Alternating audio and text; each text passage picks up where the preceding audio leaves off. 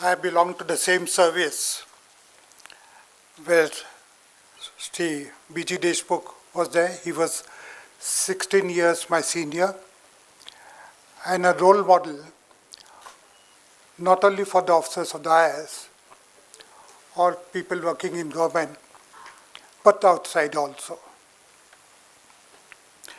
I would categorize Mr. Deshmukh's achievements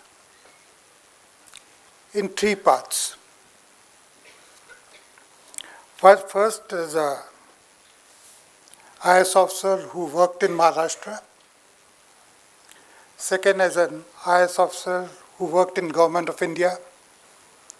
And third, his contribution post-retirement afterwards. There are several officers who have done excellent work in various fields and have retired. But there is a certain uniqueness about Mr. Deshmukh and is remembered because of that. He worked hard while in service and outside also. His contribution to good governance is immense. He was a student in Pune. He studied here. Initial education was here. And he belonged to the first batch of IAS of 1951. Prior to the independence, we had the Indian Civil Service, which was called the Steel Framework, mainly protecting the interests of the British Empire. And after independence, there was a huge debate whether that should be continued, and thanks to the then Prime Minister Jawaharlal Nehru and Sardar Vallabhbhai Patel, the IAS became the administrative arm of the new government also. Many wondered what this service would do after the contribution of the ICS and whether it could adapt itself to the new democratic independent regime. The first few batches were watched with a lot of intent and curiosity. And it was for Mr. Deshmukh and his colleagues to prove that they were as competent, if not more, than the predecessor ICS in governing the country. He was allotted to the then Bombay cadre.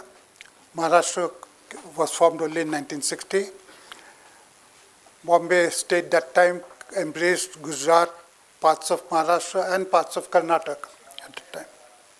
After his initial district postings, etc., he came to the secretariat, and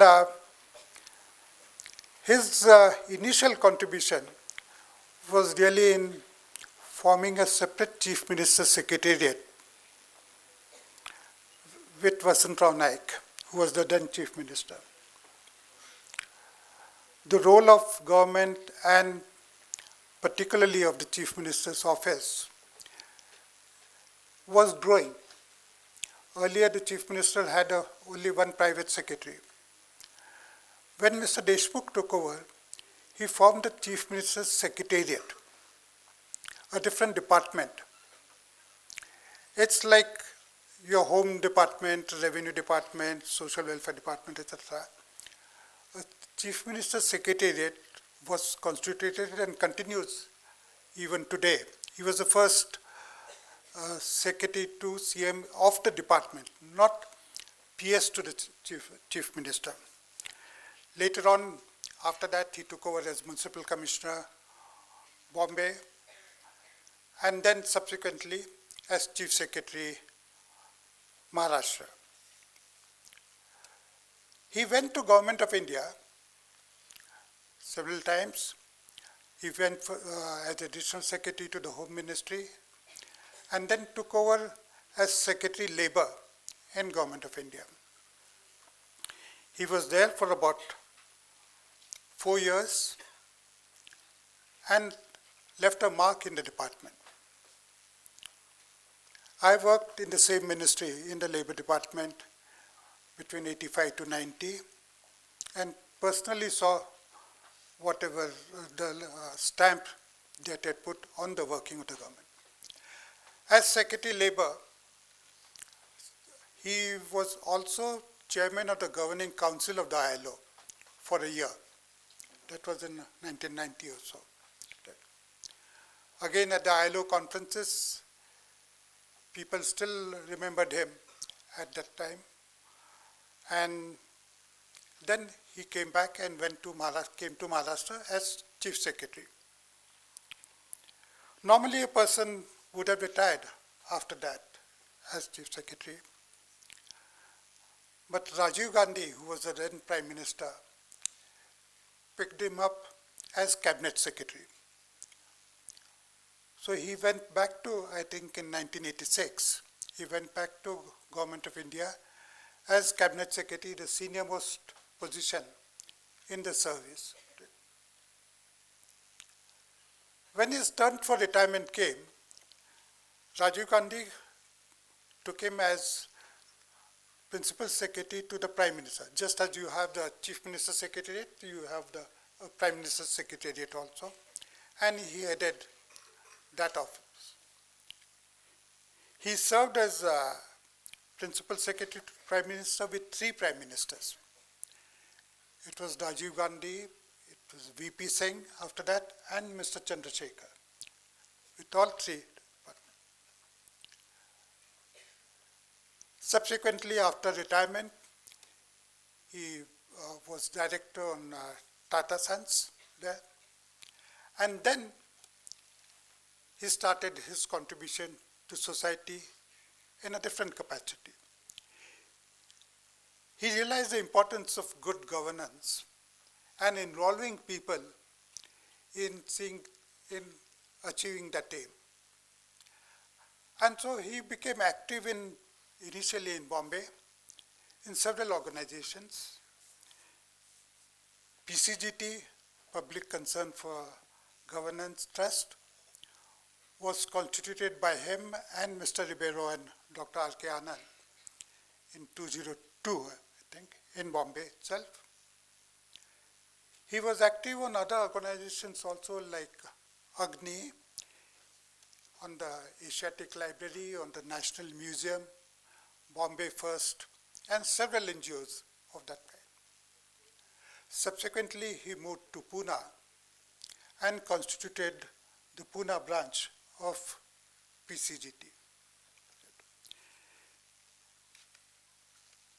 While doing this, he fought for ensuring that governance, good governance, was given the highest importance. And he tried to organize the public for that purpose. In personal life, he had a lot of tragedies. While his administrative career was something which everybody would envy, he reached right at the top. He lost his wife early, and his only daughter, also passed away, I think in 1989, when he was at the top of his career. I was working in Government of India in Delhi at that time, and I vividly remember the occasion when this happened. A young girl, around 20 or so at the time, passed away while he was in Pune. He was being felicitated here for this achievement, and his daughter passed away. He flew down to Delhi, and I still remember vividly, as officers of Maharashtra Cadre, we had gone there. The Prime Minister Rajiv Gandhi escorting him to his house. He seemed a broken man at that time, but he recovered from that also, and came back and immersed himself in public work. After retirement, he wrote a lot of books also, which are there for all to see. He wrote particularly some books, The Cabinet Secretary Looks Back, Pune to Prime Minister's Office, Cabinet Secretary Looks Around. Several of them are there, and they reveal a lot of regarding his work in the various offices that he was there. He also fought against certain tendencies of violence and forced law and order problems. In 2002, when one of the political parties organized a Bandh of Bombay, he was then working with Agni, and Mr. Deshmukh with Agni filed a case in the High Court against that party and said they must be punished. And a singular achievement of the decision of the High Court was given, penalizing the organizers of the Bandh. He spared nobody, and he was non-partisan, like a true administrator. Whichever government was in power, he served on that. He has left a mark on not only the service, but the various organizations which are working in. TCGT